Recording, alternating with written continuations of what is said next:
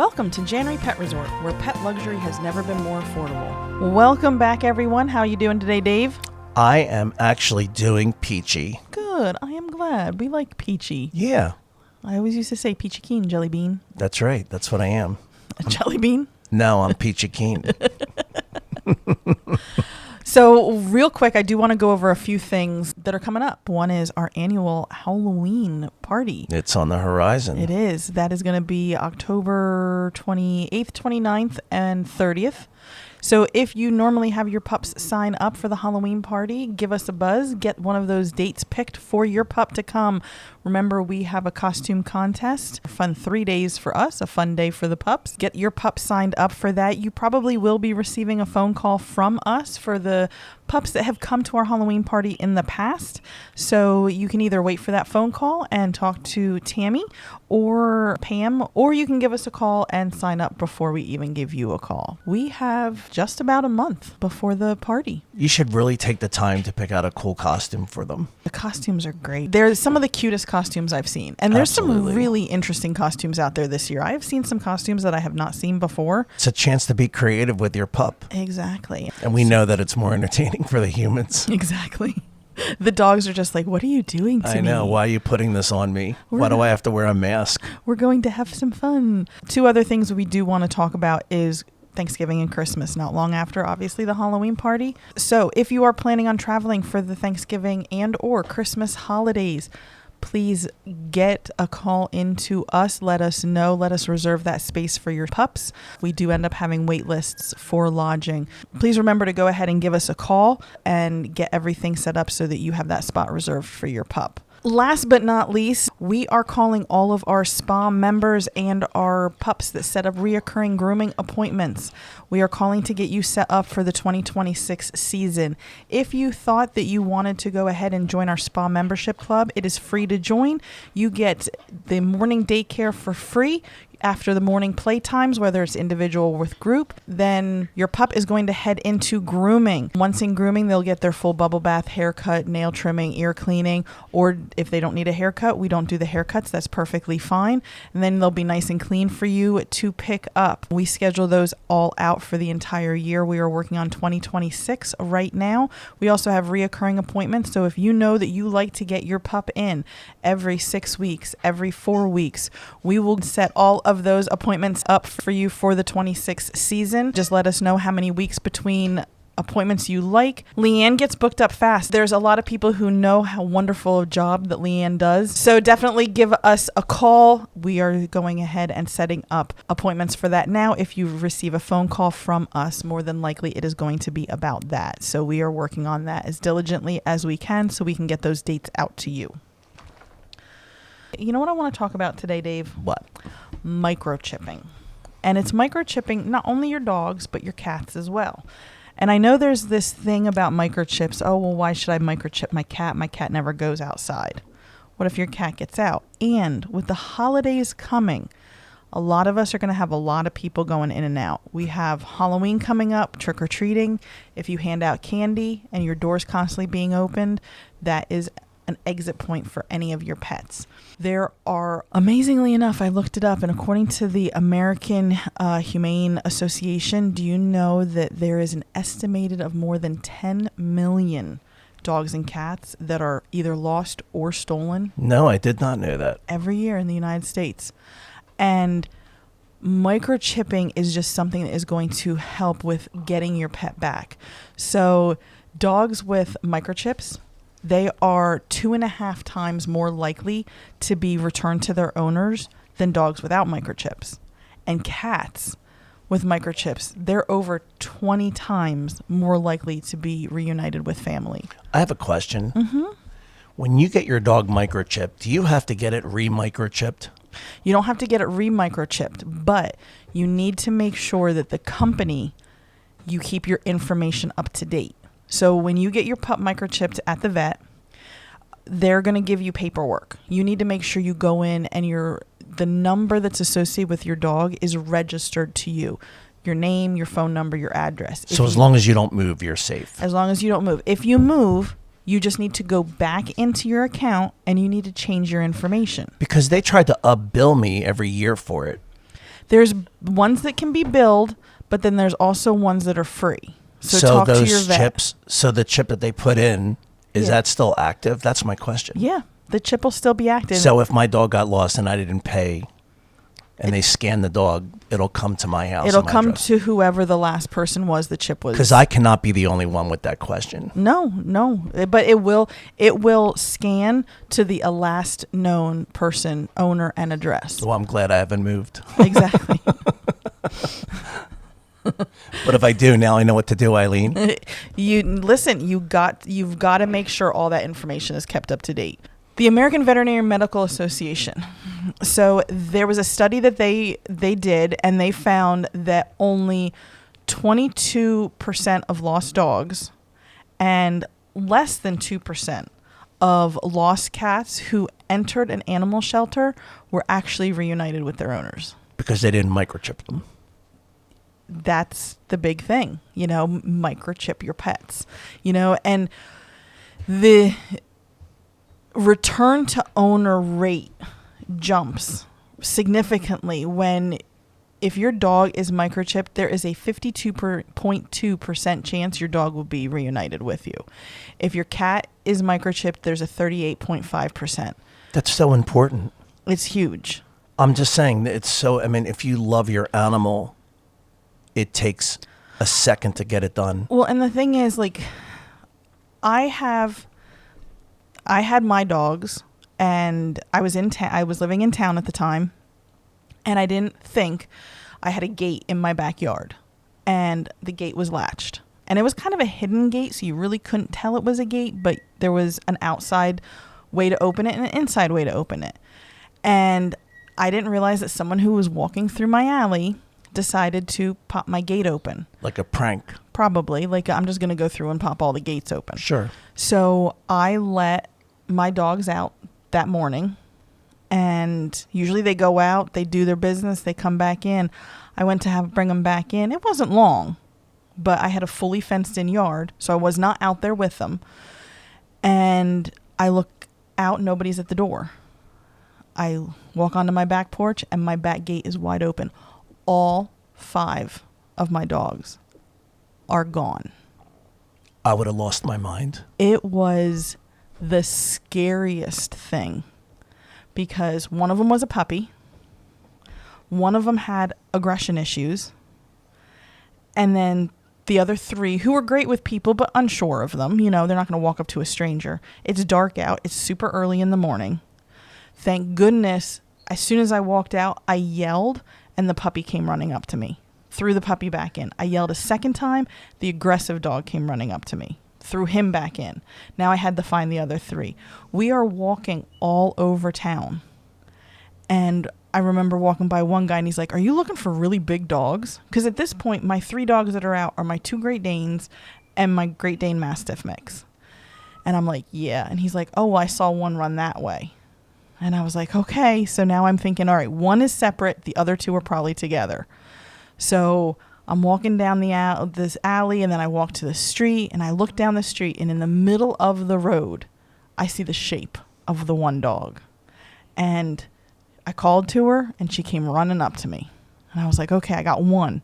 So now I got 3. Now I have 2 more. It took us an hour and a half in town to find the other 2 dogs. An hour and a half. So the total time to find all the dogs from the time I realized the gate was open to the time that we found those last 2 dogs was a little over 2 hours. I was lucky. I was lucky that no one else picked them up. I can't imagine if it would have been a little dog. I was lucky they didn't get hit by a car. I was so lucky. And one of the things I kept saying to myself, if someone picks them up and takes them to the shelter, they are microchipped. I'm going to get them back because they're microchipped. They'll know, because my dogs don't wear collars when they're at home. So nobody had collars on. Nobody had name tags on. For safety reasons, with that many dogs, I don't keep collars on. It's a safety issue. No, I agree with you. I'm the same way. Yeah. Just the way I was trained. Right. There's no reason for my dogs to have collars around their neck. Right. Unless it's this Seresto collar. That's the only collar I keep on their neck. Right. So, I just kept saying, at least my dogs are all microchipped. And that's the most important thing in case something happens, even if they get hit by a car, because even if a dog gets hit by a car, animal control will check for a microchip. The vet that the dog is taken to will check for a microchip if they see it as a stray, because they are going to try and find out who owned this animal. So, and this happens every day. Every day this happens to people. And we're responsible dog owners. Mm-hmm. I will say this. That gate has a padlock on it now. Of course. It did that afternoon. Yeah, of course, because you know what? You learn your lesson. I learned my lesson. Every gate had a padlock. That's a padlock. That's right. Just because there's a gate doesn't mean somebody won't have the audacity to just do something stupid. Exactly. And when you live in town, we all know it. When we live in town, there's always those bad apples that are going to do stuff to your place. They're going to take something off your front porch. They're going to do something. Yep, a lot of bad apples. A lot of bad apples. And, you know, the whole thought, I think, sometimes of personal property is not always the forefront of a lot of people's minds. No, let me just ruin this person's morning and let all 5 of their dogs loose. Right, exactly. So in order to get your pups back, and your cats as well, because cats, it's the same thing. They can run out for any reason. We know how fast cats can be. Yeah, and they don't just come running back like dogs. They won't just come running back like dogs. There's a bunch of pros and some cons about microchipping. I've thought about the cons a lot to know that is something I really wanted to do. The pros are easy. It's permanent identification. Like, they'll always be able to be identified. Nothing will break off. A tag won't be lost. A collar won't be pulled off. You know, nothing will. They're always going to have that permanent identification. You know, it's going to increase pretty significantly the fact that if they do get away, that they will be returned to the owner. So that's a huge pro. It is also going to prove, and I hate going to this, but it's also going to prove legal ownership. Right, because some people are just looking for a pet. Like, hey, look, a free pet. That's mine. Exactly. You could have theft. You could have a dispute. Like, yeah, they do it with Frenchies. Remember that whole thing that went on a few years back where, like, you know, people were stealing French bulldogs. Mm-hmm. Remember it happened to Lady Gaga. They do it with a lot of dogs. And the thing is, too, is that, and I hate saying this because, you know, relationships are relationships, but if you're in a relationship that goes sour, proof of ownership, have your dog's microchip registered in your name. Yeah. Have your dog's information at the vet registered in your name. It's like a custody battle with the dogs. And it can become a custody battle. Yeah, I know. I mean, I know people that have had, it's like they broke up. They don't have children. But they have their dogs. But they have their dogs and they have like shared custody. Like you can see them on the weekends. Yeah. And that is those are their children. No, I mean, that's like real circumstances. Yeah. So those kind of silly. Those microchips do help with it helps the evidence to say this is my dog. I have a question though. Yeah. Can you like sue your partner for like dog support? That's a good question. I know. That is a question that I am not able to answer. I am sure someone out there has the answer because it's been done. We'll split custody 50-50. and all the vet bills. And all yeah, let's not forget about those. So implanting the microchip, it is quick, it is safe. Am I going to say it's painless? No, it's a shot. Any animal that gets a shot, any person that gets a shot, they're going to have some discomfort. I'm not going to say it's not like they're going to have. They do it sub-Q though. I mean, I remember sub-Q. Yeah. So it's a quick shot, just like if they get their vaccinations, it's the same kind of. So I'm not going to say it's painless, but it is minimally It's minimally discomforting for the dog. It is going to help with pet theft. Obviously, we talked about that a little bit, and it's going to last for pretty much ever, the life of your pet. So those are the pros, you know. Can't wait to hear what the cons are. And, you know, the last pro I think that is one of the most is the peace of mind that you have as an owner, that your pet will always be linked to you and your information. And that is peace of mind that, you know, you can't overlook. No.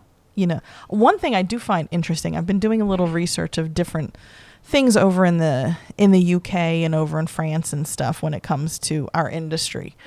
And do you know that I believe it was France, that all cats legally must be microchipped if they were born after 2011. And if they were born pre-2011, they had all of the cats tattooed. Their own individual tattoo. Well, I mean, look what happens in our cities. Mm-hmm. I mean, some people, they come out of their house and they're feeding 20 cats that are living under cars. Yep, you have all those cat It's overpopulation, Yep. and they're not fixed. Yep. So they just have more kittens, and Yeah. they're spitting them out. Well, cats can have, what is it? Oh. 2-3 litters a year? Yeah. I have a friend with a garage that he had to get his cat fixed because he couldn't find enough people to give the cats away from. Mm-hmm. And she was a Bengal cat. Mm-hmm. So, that, you know, those cats grow up and they're not like regular domestic cats. Mm-hmm. I know my daughter's boyfriend has one. Yeah, it's spaying and neutering, we'll go back to, what's his name from The Price is Right? Oh, Bob Barker. What was his thing? Get your animals spayed and neutered. Was it? Yeah, that was what he Oh, said, I thought- right? That was what he said Oh, at I the didn't end know. of every show. Oh, he did? I don't remember that. I just remember him saying the price is right. All right, hold on a second, because I want to make sure All right.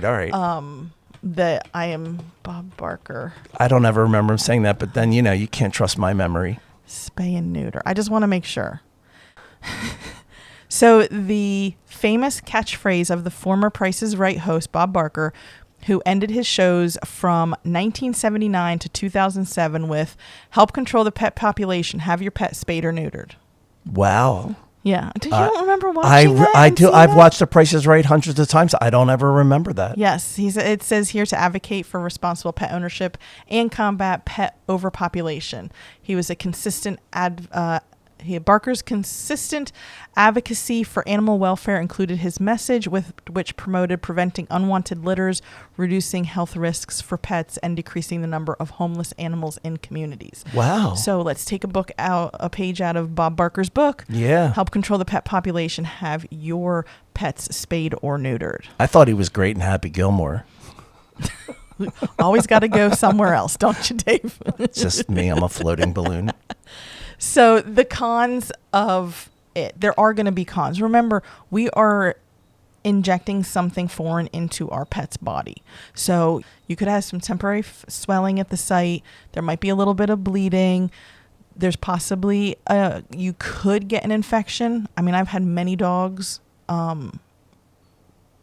microchipped, and I've never had any that had, but I know it's a possibility, had any of those symptoms. In rare cases, you can have a pet that is allergic to the material, just like people. Sure. You can be allergic to anything and don't realize it. Makes sense.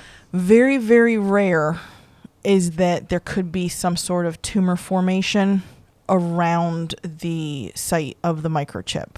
Again, From the microchip, or was it already there before they put it there? Oh, from wow. the microchip. So they are very, very rare. They are not a significant risk, and the veterinary field feels that the benefits outweigh that possible risk because it is so rare. So, like I said, all of my dogs have always been microchipped. Groot will be microchipped when he gets neutered. I figured while he's out, just do it all at the same time. He'll be microchipped. Everybody else is microchipped. So It's the responsible thing to do. to me, the possibility outweighs one possibility outweighs the other possibility. 100%. So just remember too that a microchip is not a GPS tracker. No, but they sell those too. They do sell those, not ones that you put. My under the uncle skin. has one. He knows where his dog is right to the very tree. Mm-hmm.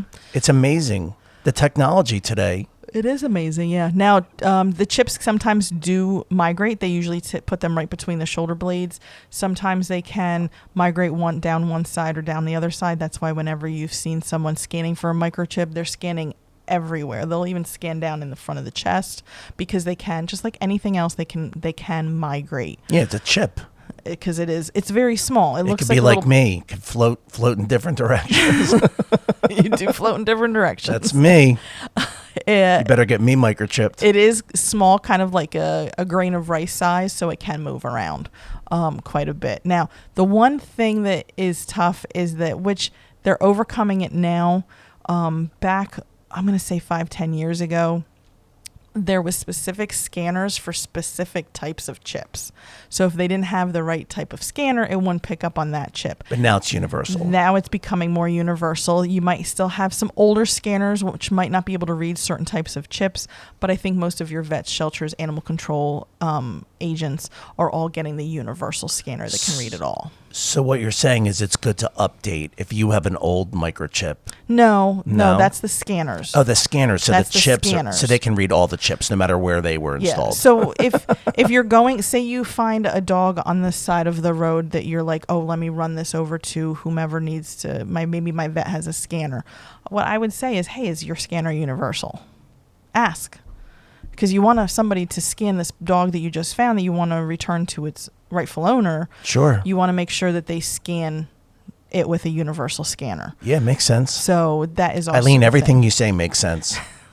I try sometimes. So remember, it's not expensive to do it. It is, we understand everything has a cost. So this does have a cost. So when you go to get your dog microchipped, I would go while your dog is having something else done and not just schedule an appointment for the microchip. So you're not paying for an office visit and the microchip. You're already going in there for something. Kind of one of those like more bang for your buck kind of situations. Sure. So you will have that charge and you will have some homework to do because you're going to want to make sure you log in, you create an account, and with the microchip to make sure everything is in your name and your information is in there. So have a little bit of time. Is there a price for peace of mind? To me, no. Right. Me neither. To me, no. Not at all. I know Devin and Hunter are both microchipped. Yeah. I just never have had them scanned, but they've also never gotten loose. Well, and what you can do is you can go to when you take Devin or Hunter to the vet the next time, you can say to them, hey, can you do me a favor? Just scan. Then you'll also kind of know where the microchip is. You'll make sure everything is coming back to your information. So just say, hey, would you mind scanning their microchip? I just want to make sure everything's still set right. I'm going to do that next time. Yeah. And you can do that. I mean, if people want to, they can ask their vet to do that every time they go for their yearly general wellness update. Yeah. Well, Hunter and Devin are due for vaccines. Yeah. So when you go in, just say, hey, please scan. So that's the biggest thing. We want to make sure that we're protecting our pets. We always talk about how we are the voice of our pets. This is another way that we can protect our pets, make sure that they stay with us in our home as long as possible and as safely as possible, especially with the holidays coming up where we all know that our doors are going to be revolving doors with people in and out all the time. Let's make sure that all of our pets, cats included, are going to be able to be returned to us in a timely manner, fingers crossed. And we're doing a whole separate podcast on what you should do with your dog when the doors are opening and closing and opening and closing. That's what kennels are for. That's what keeping them safe is for. That's what pet resorts are for. Hey, that's a good one. January Pet Resort. Bring your dog here. Yeah. Yeah, and that's the thing. Like, we'll go ahead. We're going to deep dive into all the different ways that we can keep our pets safe while we have all that crazy stuff of the holidays going on and we're all stressed. Especially when you have family coming over that does not have dogs. Right. You need to protect your pet from humans, even if their intentions are good. Right, because they just might not know. So absolutely, we're going to talk about safety when it comes to just your home safety, visitor safety, food safety, decoration safety. We're going to go through all of that. Keep in tune to us for that coming up here shortly so we can be prepared. 2 thumbs up. 2 thumbs up. So anyway, we are going to go ahead and end it here. I think this was great. Please go ahead and get your pets spayed and neutered so that we can control the animal population. And also get them microchipped. Exactly. Amen. So thank you so much for joining us today. You guys have a good one. We will see you next time.